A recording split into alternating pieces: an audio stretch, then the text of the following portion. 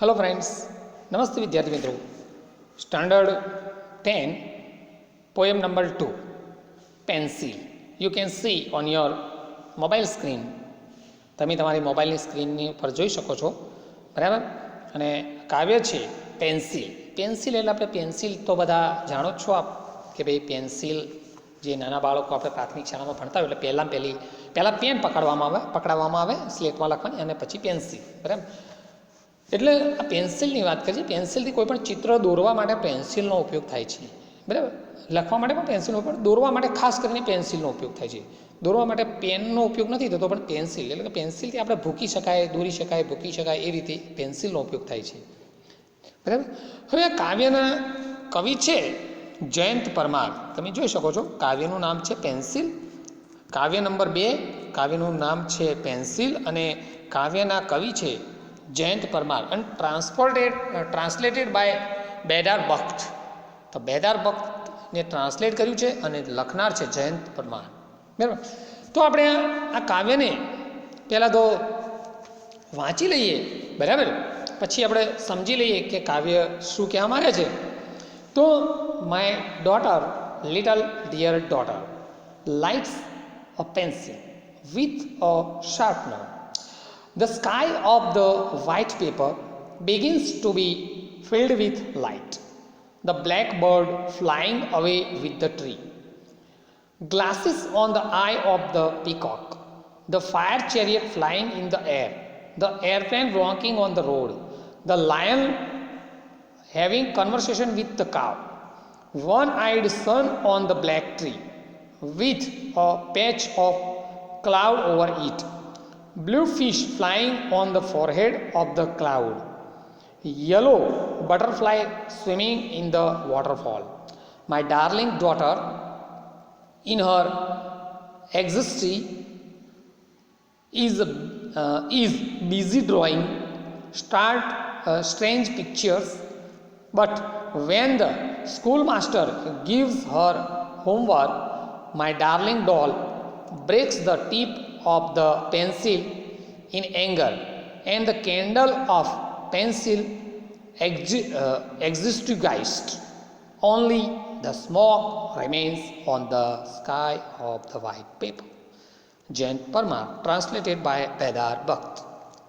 તો વિદ્યાર્થી મિત્રો, આપણે આ કાવ્યને વાંચી લીધું. હવે કાવ્ય જે આ જયંત પરમારે લખ્યું છે, આપણા કવિ, એ પોતાની દીકરીને અનુસંધાને લખ્યું છે. પોતાની દીકરીને જોઈને લખ્યું છે. દીકરી શું શું કરે છે એના વિશે લખ્યું છે. અને દીકરી પેન્સિલ વડે શું શું દોરે છે, બરાબર. અને પેન્સિલ છે એટલે એની અણી તૂટી પણ જાય, એટલે એ શું કરે છે. અને પછી કાગળમાં કેવું થાય છે, નાની બાળક હોય અને પેન્સિલથી દોરવાનું કીધું હોય તો કેવું દોરે, એમ એના મનમાં આવે એવું દોરે, બરાબર. ચિત્ર જેવું દોરે નહીં, પણ ચિત્રથી આખું અલગ જ હોય એવું દોરે. તો અહીંયા જે ચિત્ર દોર્યા છે એની અહીંયા વાત કરી છે. એને અલગ અલગ પ્રકારના એવા ચિત્રો દોર્યા છે કે જે આપણને એકદમ અલગ જ લાગે કે આવું હોય જ ન શકે, બરાબર. એવા એને ચિત્રો દોર્યા છે, બરાબર. તો અહીંયા શું શું ચિત્રો દોર્યાની જોડે વાત કરીએ કે અહીંયા કવિએ કીધું છે, જોઈએ કે મારી નાનકડી દીકરી જે છે, નાનકડી દીકરી એ પેન્સિલને પ્રગટાવે છે એટલે એને એની અણી કાઢે છે. દીવો પ્રગટાવવાનો, પણ પેન્સિલે પ્રગટાવી મતલબ પેન્સિલને સળગાવી નહીં, પરંતુ પેન્સિલની અણી કાઢવી. શેના વડે? With a sharpener. શેના વડે? શાર્પનર, મતલબ સંચો જે અણી કાઢવાનો હોય ને. પછી એ જે સફેદ પેપર છે એને એક સ્કાય, આકાશ ગણ્યું છે. સફેદ પેપરનું આકાશ ગણી નાખ્યું, બરાબર. અને એની અંદર પ્રજ્વલિત કરે છે, બરાબર. પોતાની પેન્સિલથી પ્રજ્વલિત કરે છે. અને એની અંદર શું કહે છે, ચિત્ર કેવું દોર્યું છે કે કાળું પક્ષી જે છે એ કાળા કલરનું પક્ષી, આખું કાળું તો પક્ષી બે આવે છે, એક તો કોયલ અને કાગડો. બીજા થોડા કાળા આવે છે, પૂરેપૂરા કાળા આવતા નથી, બરાબર. પણ કોયલ અને કાગડો બને. તો અહીંયા એક કયું પક્ષી છે ખબર નહીં, પણ તો અહીંયા એમ કીધું છે કે બ્લેક બર્ડ, બરાબર. એટલે કે કાળું પક્ષી જે છે, બરાબર, એ કાળું પક્ષી જે છે એ વૃક્ષ સાથે ઉડી રહ્યું છે. પક્ષી કોઈ દાડો વૃક્ષને પકડીને ઉડી શકે ખરું? હા, વૃક્ષની ડાળી અથવા સળીઓ લઈને ઉડે, પણ વૃક્ષને લઈને ઉડીને, કારણ કે વૃક્ષ ઉપર તો બેસતું હોય એને લઈને, તો એવું ચિત્ર દોર્યું છે. બરાબર. પછી બીજું શું છે કે મોરને ચશ્મા પહેર્યા છે. કોઈ પણ પ્રાણી પક્ષી કોઈ ચશ્મા ના પહેરે. ચશ્મા તો ખાલી માણસ જ પહેરે, પણ અહીંયા પક્ષીઓને પણ ચશ્મા પહેરાવી દીધા છે. પછી બીજું શું કહે છે કે અગ્નિરથ. અગ્નિરથ એટલે આગ સળગતો રથ જે છે એ હવામાં ઉડી રહ્યો છે. રથ કદી હવામાં ના ઉડે. બરાબર. રથ કદી હવામાં ઉડે નહીં. રથ જે છે મતલબ એક સાધન જ છે, એક આપણે જેમ કાર છે, રિક્ષા છે, ટેક્સી છે, એવી રીતે એક પણ સાધન છે.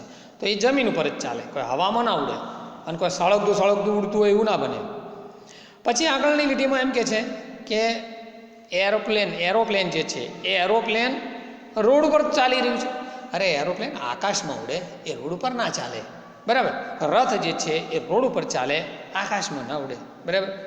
તો આકાશમાં ઉડવાની વસ્તુ નીચે બતાવી દીધી, નીચે ઉડવાની વસ્તુ આકાશમાં બતાવી દીધી છે. પછી બીજું છે કે સિંહ જે છે એ ગાય સાથે વાતો કરી રહ્યો છે. હવે સિંહ ગાય સાથે વાતો કરે? સિંહ ગાયને જોઈને એને મારી નાખે, અને ગાય હોય તો સિંહ સાથે વાતો કરવા ઊભી ના રહે. એ સિંહને કે એવું કોઈ જંગલી કોઈ પ્રાણીને જુએ ને તરત દોડીને ભાગી જાય. તો એવું શક્ય બનતું નથી. બીજું આગળ કહે છે કે એક આંખવાળો સૂર્ય. અરે સૂર્યને કંઈ આંખો ના હોય, સૂર્ય એ સૂર્ય છે, એક ધગધગતો ગોળો છે. બરાબર. તો અહીંયા એમ કહે છે કે એક આંખવાળો સૂર્ય નહીં, બે નહીં, એક જ આંખવાળો છે. બરાબર. અને એ ક્યાં છે? કાળા વૃક્ષ ઉપર. એક આંખવાળો સૂર્ય, અને એ પાછું કાળા વૃક્ષ ઉપર. બરાબર. અને પછી આગળ શું કહે છે કે એક વાદળ ઉપર ધબ્બો છે. વાદળ ઉપર કોઈક ધબ્બો કર્યો છે કાળો. બરાબર. અને આગળ કહે છે કે ભૂરી જે માછલી જે છે એ ઉડી રહી છે. બરાબર. ક્યાં ઉડી રહી છે? તો કે વાદળના લલાટ ઉપર, વાદળના કપાળમાં, મોઢા આગળ, ટૂંકમાં કોણ, વાદળના મોઢા આગળ ભૂરી માછલી ઉડી રહી છે. માછલી કંઈ ઉડે નહીં, જમીન ઉપર ના, માછલી માત્ર પાણીમાં જ રહે. બરાબર.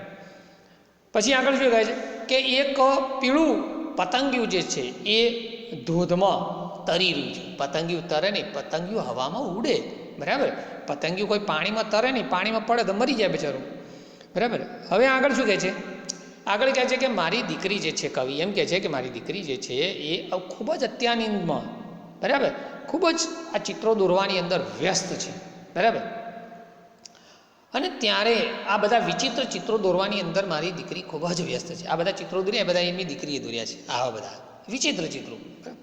અને પછી જ્યારે એને ચિત્રો દોરવાનો બહુ શોખ છે, પછી એના સ્કૂલ માસ્ટર જે છે, એના સાહેબ જે છે, એ જ્યારે એને હોમવર્ક આપે છે, લેસન આપે છે, ત્યારે મારી દીકરી જે છે એ ખૂબ જ દુઃખી થઈ જાય છે. અને ગુસ્સાની અંદર શું કરે છે? પોતાની જે પેન્સિલની અણી તોડી નાખે છે. ચિત્રો દોરવા ગમે છે, પણ હોમવર્ક કરવાનું કીધું હોય તો પેન્સિલની અણી તોડી નાખે છે. ગુસ્સામાં તોડી નાખે. એને હોમવર્ક કરવું ગમતું નથી. અને પછી શું થાય છે? એનું જે પેન્સિલની જે અણી તૂટવાથી એ જે કેન્ડલ જે છે, ચિત્રો દોરવારૂપી જે કેન્ડલ જે છે, મીણબત્તી જે છે, એ ઓલવાઈ જાય છે. જે મીણબત્તી ઓલવાઈ જાય છે એટલે ચિત્રો દોરી શકાતા નથી. અને ફક્ત ને ફક્ત એ સફેદ કાગળરૂપી આકાશની અંદર માત્ર ને માત્ર ધુમાડો રહી જાય છે. મીણબત્તી ઓલવ્યા પછી શું થાય? એની તેથી સામાન્ય ધુમાડો નીકળે. બરાબર. એની દિવેટમાંથી. એટલે આવી રીતે અહીંયા ધુમાડો નીકળે છે, એમ કહે છે કવિ. તો આપણા કવિ જયંત પરમારે સરસ મજાની આ કાવ્ય પોતાની દીકરીને આધારે લખી છે. એ આપણે જોઈએ શું કહેવા માગે છે. બરાબર. 1 by 1. My daughter, little dear daughter, માની નાનકડી દીકરી, બહુ જ વાલી દીકરી, લાઇટ્સ અ પેન્સિલ, પેન્સિલને શું કરે છે? પ્રગટાવે છે. પેન્સિલને પ્રગટાવી રહી છે. બરાબર. With sharpener. શાર્પનર એટલે સંચા વડે, પોતાના સંચા વડે આ શાર્પનરથી પોતાની પેન્સિલની અણી કાઢી રહી છે. પ્રગટાવી રહી છે એટલે અણી કાઢી, ચિત્રો દોરવા માટે તૈયારી માટે અણી કાઢી રહી છે. The sky of white paper, શેના ઉપર ચિત્રો દોરવાના છે? તો સફેદ પેપર. અને સફેદ પેપર એટલે આકાશ, આકાશરૂપી સફેદ પેપર. બરાબર. Begins to be filled with light, એની ઉપર પ્રજ્વલિત થાય છે. આ આકાશરૂપી સફેદ પેપર ઉપર એના જે ચિત્રો જે છે, ચિત્રો શું થાય છે? પ્રજ્વલિત થાય છે. Begins to be filled with light, પ્રજ્વલિત થાય છે આકાશ, સફેદ પેપર રૂપી આકાશમાં. The black bird flying away with the tree. તો ચિત્રો દોરે છે તો ચિત્રોની અંદર શું છે? Black bird. બરાબર. તો બ્લેક બર્ડ એટલે કાળું પક્ષી જે છે એ ફ્લાઇંગ એટલે ઉડી રહ્યું છે, દૂર સુધી ઉડી રહ્યું છે વિથ ધ ટ્રી. ટ્રી એટલે વૃક્ષ સાથે, એ વૃક્ષને પકડીને ઉડી રહ્યું છે. આવું ચિત્ર. બોલો. Glasses on the eyes of the peacock. Peacock એટલે મોરની આંખો ઉપર ચશ્મા. કંઈ કોઈ પક્ષી ચશ્મા ના પહેરે, પક્ષીઓને કદી ચશ્મા ના હોય. બરાબર. તો ચશ્મા પહેરેલા છે. બરાબર. મોરને ચશ્મા પહેરેલા છે. The fire chariot flying in the air. અગ્નિરથ. ફાયર ચેરિયટ એટલે ચેરિયટ એટલે રથ અને ફાયર એટલે અગ્નિરથ. અગ્નિ. ફાયર એટલે અગ્નિ. ફાયર ચેરિયટ એટલે અગ્નિરથ. ફ્લાઇંગ ઇન ધ એર એટલે કે હવામાં ઉડી રહ્યો છે. અગ્નિરથ હવામાં ઉડી રહ્યો છે. The airplane walking on the road. Airplane એટલે એરોપ્લેન એટલે જે વિમાન જે છે. બરાબર. Walking on the road. Road ઉપર રસ્તામાં ચાલી રહ્યું છે. કંઈ અગ્નિરથ કોઈ હવામાં ના ઉડે, હવામાં સળગતો એવું શક્ય જ નથી. બરાબર. પણ એને દોર્યું છે. બરાબર. તો અગ્નિરથ હવામાં ઉડતો અને એરોપ્લેન જે હવામાં ઉડે છે એ જમીન પર ચાલતું. બરાબર. Airplane walking on the road. The lion having a conversation with the cow. Lion એટલે સિંહ. હેવિંગ અ કન્વર્સેશન એટલે વાતચીત કરી રહ્યું છે, વાર્તાલાપ કરી રહ્યું છે. કોના સાથે? વિથ ધ કાઉ. ગાય સાથે. સિંહ કંઈ ઊભો ગાય સાથે વાતચીત ના કરે, સીધા એના ઉપર હુમલો કરી અને એને મારી નાખે. અને ગાય કંઈ એના સાથે વાતચીત સાંભળવા ઊભી ના રહે, એ પણ નાસી જાય. તો lion having a conversation with the cow. One eyed sun on the black tree. અને એક આંખવાળો સૂર્ય. બરાબર. On the black tree. કાળા વૃક્ષ ઉપર એક આંખવાળો સૂર્ય. એક આંખવાળો સૂર્ય. સૂર્યને કંઈ આંખો ના હોય, સૂર્ય એક ધગધગતો લાવાનો ગોળો છે. બરાબર. એટલે પણ અહીંયા એની ચિત્ર દોર્યું છે તો એક આંખવાળો સૂર્ય, કાળો સૂર્ય, અને એ પાછો કાળા વૃક્ષ ઉપર. With a patch of cloud over it. એટલે કે ક્લાઉડ એટલે વાદળ. વાદળના ઉપર શું છે? પેચ. બરાબર. ધબ્બો છે. વાદળ દોર્યું છે અને વાદળના ઉપર ધબ્બો કર્યો છે એને. બરાબર. આવું ચિત્ર દોર્યું છે. Blue fish. શું કહે છે? બ્લુ ફિશ એટલે કે આવું કે એક આંખવાળો સૂર્ય છે કાળા વૃક્ષ ઉપર, અને એના ઉપર એ વૃક્ષના ઉપર શું છે? વાદળરૂપી ધબ્બો છે. કાળું વાદળ એટલે કે આપણે વરસાદનું એકદમ વરસાદ આવવાનો હોય એ ટાઈમે એકદમ કાળા વાદળ આવી જાય તો એવું કાળું વાદળ જે આ વૃક્ષ ઉપર ધબ્બા સ્વરૂપે છે એમ કીધેલું છે. હવે આગળની લીટી જોઈએ. બ્લુ ફિશ એટલે કે ભૂરી માછલી. ફ્લાઇંગ એટલે ઉડી રહ્યું છે. ભૂરી માછલી ઉડી રહી છે. માછલી પાણીમાં તરે, જમીન પર પણ ના રહે. બરાબર. પણ અહીંયા માછલીને ઉડતી બતાવી છે. Blue fish flying on the forehead of the cloud. અને એ વાદળના લલાટ ઉપર એટલે કે વાદળના મુખ આગળ એક ભૂરી માછલી ઉડી રહી છે.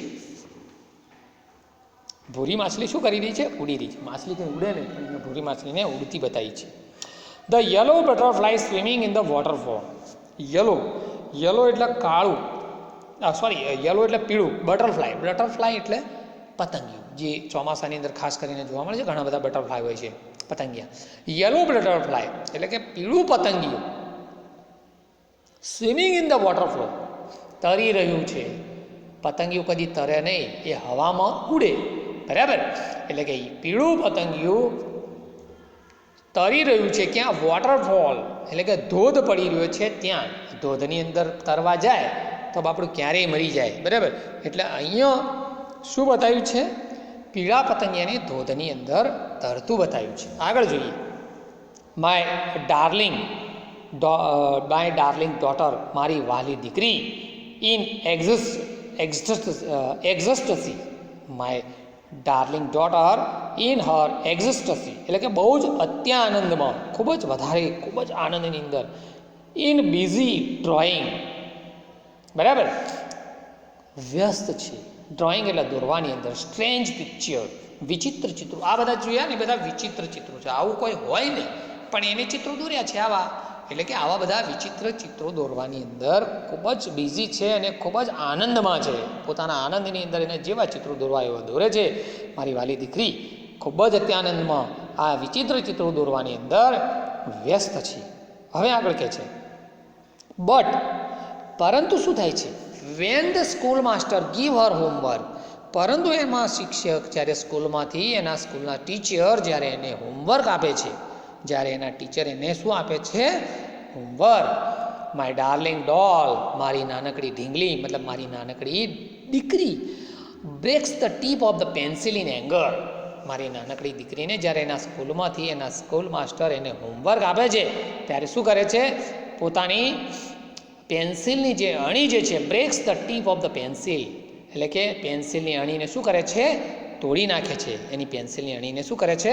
તોડી નાખે છે. ઇન એંગર, એંગર એટલે ગુસ્સાની અંદર. એના સ્કૂલના માસ્ટર એને જ્યારે લેસન આપે છે ત્યારે લેસન કરવું એને ગમતું નથી, અને લેસન આપે છે એ પણ ગમતું નથી, કારણ કે એને લેસન આપે છે એટલે એને લેસન કરવાનો કંટાળો આવે છે, મજા નથી આવતી. પણ ચિત્રો દોરવાની ખૂબ મજા આવે છે. તો એની દીકરી જે છે, અહીંયા કવિ પોતાની દીકરીને વાત કરે છે કે મારી દીકરી જ્યારે આવા વિચિત્ર ચિત્રો દોરવાની અંદર ખૂબ જ અત્યાનંદ અનુભવે છે અને ખૂબ જ બિઝી છે, પરંતુ જ્યારે એના સ્કૂલ માસ્ટર જ્યારે એને હોમવર્ક આપે છે ત્યારે મારી ડાર્લિંગ ડોલ, મારી નાનકડી દીકરી જે છે એ પોતાની પેન્સિલની અણીને શું કરે છે? બ્રેક્સ કરી નાખે છે, ભાગી નાખે છે, તોડી નાખે છે. કેમ? ગુસ્સામાં. ગુસ્સો આવે છે એને આ લેસન કરવું ગમતું નથી એટલે એને ગુસ્સો આવે છે. And the candle of the pencil, અને જ્યારે પેન્સિલની અણી તૂટી જાય છે ત્યારે candle of the pencil in extinguished, એટલે કે જ્યારે પેન્સિલની અણી શું થાય છે? તૂટી જાય છે ત્યારે એનું એ બધા ચિત્રોરૂપી જે મીણબત્તી જે છે ઓલવાઈ જાય છે. આ ચિત્રોરૂપી મીણબત્તી શું થાય છે? ઓલવાઈ જાય છે. જે ચિત્રો દોરતી આ મીણબત્તી જે છે, મીણબત્તી એક્ઝિટિંગ્વિશ એટલે ઓલવાઈ જવું. બરાબર. ઓનલી ધ સ્મોક રિમેન્સ, ફક્ત ને ફક્ત શું રહે છે? સ્મોક. સ્મોક એટલે ધુમાડો. On the sky of the white paper, white paper ઉપર ફક્ત ને ફક્ત શું રહે છે? ધુમાડો રહે છે, અને ધુમાડા સિવાય કશું રહેતું નથી. આપણે મીણબત્તીને જ્યારે ઓલવી નાખે ત્યારે એની દિવેટમાંથી સામાન્ય ધુમાડો નીકળતો હોય છે, એ ધુમાડો ફક્ત આકાશમાં રહે છે. તો કવિએ, આપણા કવિ જયંત પરમારે સરસ મજાનું પોતાની દીકરી વિશે કાવ્ય લખ્યું છે. એ કાવ્યને બરાબર સમજી લઈએ. એના પેજ નંબર 139 ઉપર ગ્લોસરી આપેલા છે, તમે તમારી મોબાઈલની સ્ક્રીન પર જોઈ શકો છો. તો ગ્લોસરીની અંદર પહેલો આપેલો છે ગ્લાસીસ. ગ્લાસીસ એટલે સ્પેક્ટેકલ્સ. સ્પેક્ટેકલ્સ એટલે નંબરના ચશ્મા. બરાબર. ગોગલ્સ, ચશ્મા બંને પ્રકારના આવે. એક તો ગોગલ્સ એટલે જે ચશ્મા ફેશનના, અને સ્પેક્ટેકલ્સ એટલે નંબરવાળા ચશ્મા. પેચ, પેચ એટલે piece of cloth used the decorating of the mend or the over a hole, એટલે કે થીગડું, કંઈક ધબ્બો, કંઈક ભરત ગૂંથણ કરવું, એમ એના કોઈ કપડા ઉપર કંઈક મૂકવું વધારે, એમ થીગડું મારવું પણ કહી શકાય.